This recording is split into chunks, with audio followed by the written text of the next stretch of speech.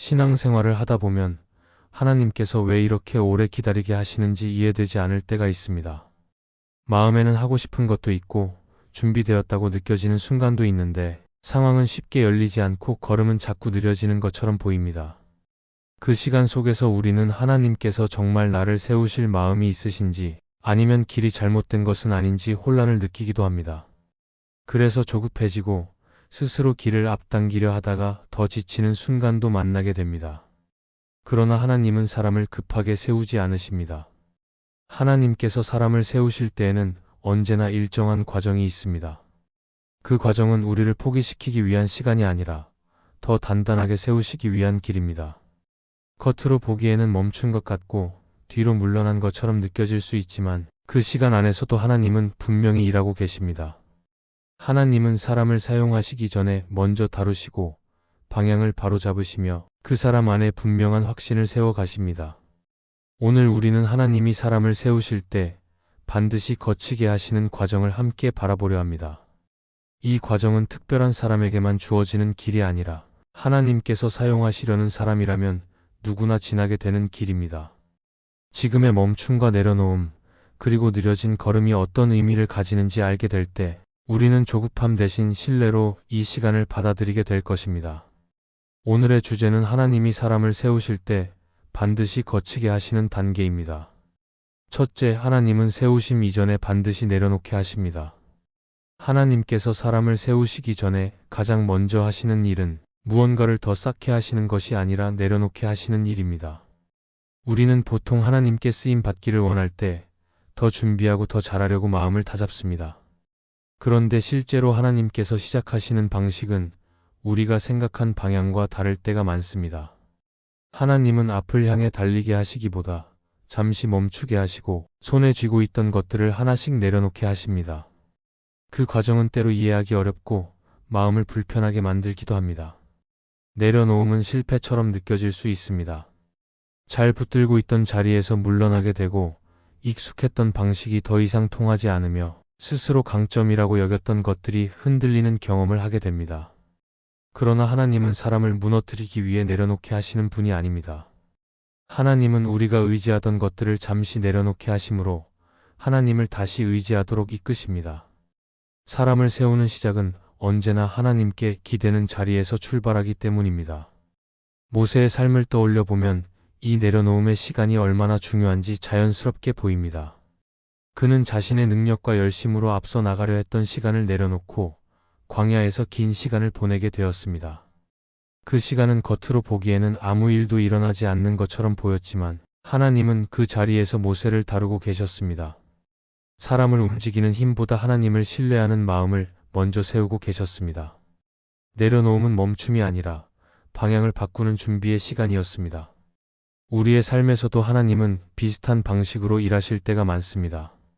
지금까지 붙들고 있던 계획, 인정받고 싶었던 마음, 스스로 증명하려 했던 태도를 내려놓게 하십니다.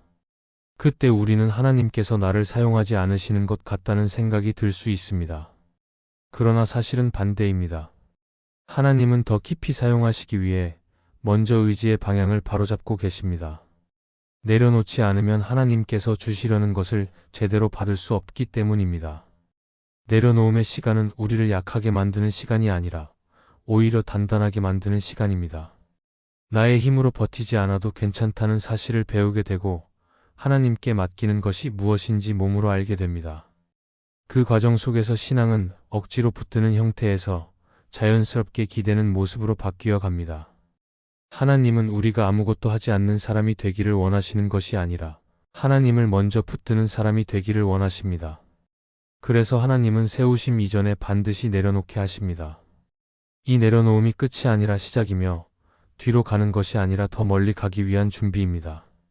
지금 내려놓고 있는 것이 있다면 그것은 하나님께서 포기하라는 신호가 아니라 하나님께서 직접 세우시겠다는 표시일 수 있습니다.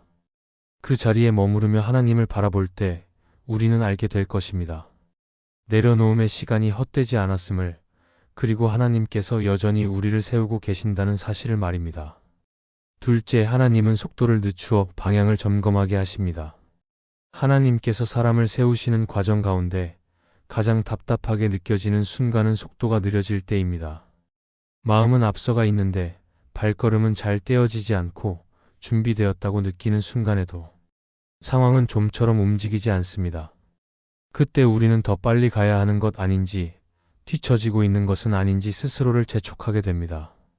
그러나 하나님은 사람을 세우실 때 속도를 높이기보다 오히려 늦추시며 방향을 먼저 살피게 하십니다. 속도가 느려지면 마음속에 숨겨져 있던 것들이 드러나기 시작합니다. 왜 이렇게 서두르고 있었는지, 무엇을 이루고 싶어 했는지, 그리고 그 중심에 하나님이 계셨는지를 돌아보게 됩니다. 빨리 갈 때에는 보이지 않던 마음의 동기와 기준이 걸음이 느려질 때 하나씩 드러납니다.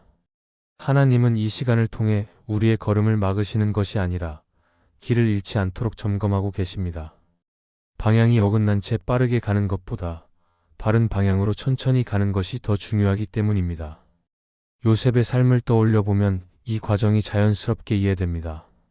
그는 하나님의 뜻 안에서 분명한 꿈을 품었지만 그 꿈을 향한 길은 매우 느리게 열렸습니다. 원치 않는 자리로 내려가게 되었고 설명되지 않는 시간들을 오래 지나야 했습니다. 그러나 그 느려진 시간 속에서 하나님은 요셉의 마음과 태도를 다루고 계셨습니다.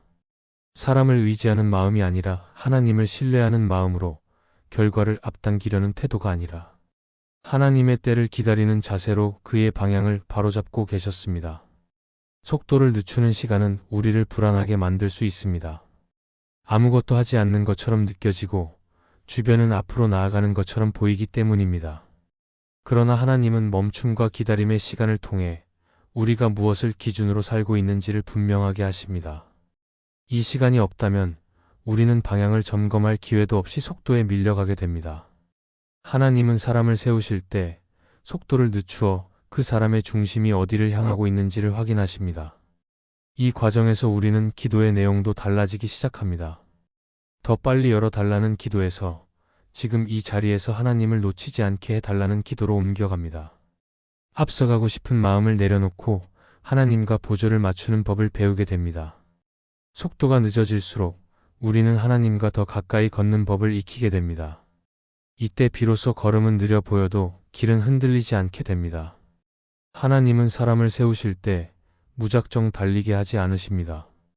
속도를 늦추어 방향을 점검하게 하시고 마음의 기준을 바로잡으신 뒤에 다시 걸음을 내딛게 하십니다.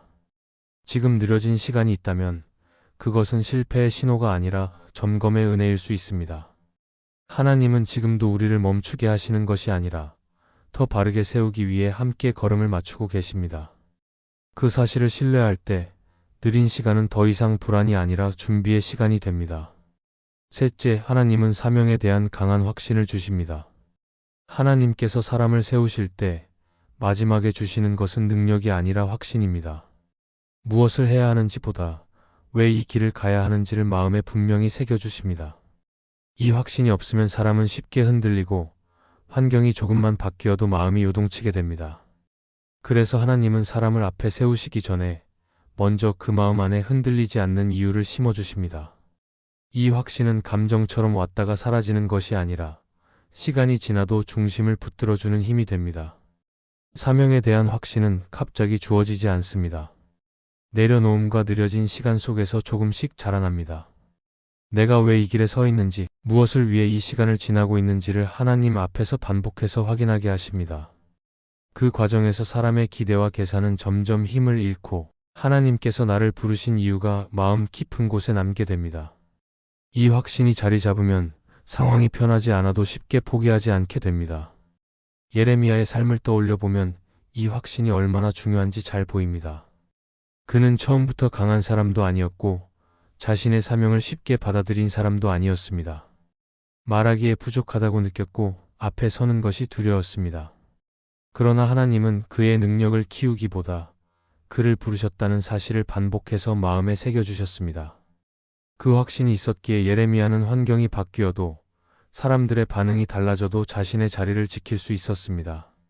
사명에 대한 확신은 모든 문제를 사라지게 하지는 않습니다. 여전히 힘든 날도 있고 외로운 순간도 찾아옵니다. 그러나 확신이 있는 사람은 질문의 방향이 달라집니다. 왜 이렇게 힘든지를 묻기보다 이 자리에서 하나님께서 무엇을 이루고 계신지를 바라보게 됩니다. 확신은 상황을 바꾸는 힘이라기보다 상황 속에서 방향을 잃지 않게 하는 힘입니다. 그래서 확신은 사람을 조급하게 만들지 않고 오히려 단단하게 만듭니다. 하나님은 사명을 주실 때 사람을 흥분시키지 않으십니다. 대신 마음을 조용히 붙들어 주십니다. 누가 알아주지 않아도, 결과가 바로 보이지 않아도 이 길을 가야 한다는 분명함을 마음에 남겨주십니다. 이 확신은 비교에서 벗어나게 하고 사람의 평가에서 자유롭게 합니다. 무엇을 해야 인정받는지가 아니라 하나님 앞에 어떻게 서 있는지가 더 중요해집니다. 그래서 하나님이 세우신 사람은 쉽게 흔들리지 않습니다. 모든 것이 잘 풀려서가 아니라 왜 이 자리에 서 있는지를 알고 있기 때문입니다. 지금 확신이 흐릿하게 느껴진다면 그것은 하나님께서 아직 다루고 계신 과정일 수 있습니다. 하나님은 사람을 서둘러 앞에 세우지 않으시고 먼저 그 마음의 사명의 이유를 분명히 새기십니다. 그 확신이 자리 잡을 때 우리는 알게 됩니다. 지금까지의 내려놓음과 느려진 시간이 헛되지 않았고 하나님께서 여전히 우리를 세우고 계신다는 사실을 말입니다. 이 말씀이 마음의 은혜가 되셨다면 좋아요와 구독으로 함께 해주시기 바랍니다. 또한 댓글에 아멘이라고 남겨주시면 이 말씀이 더 많은 사람들에게 전해질 것입니다. 여러분의 삶에 하나님의 평안과 축복이 늘 가득하시기를 바랍니다.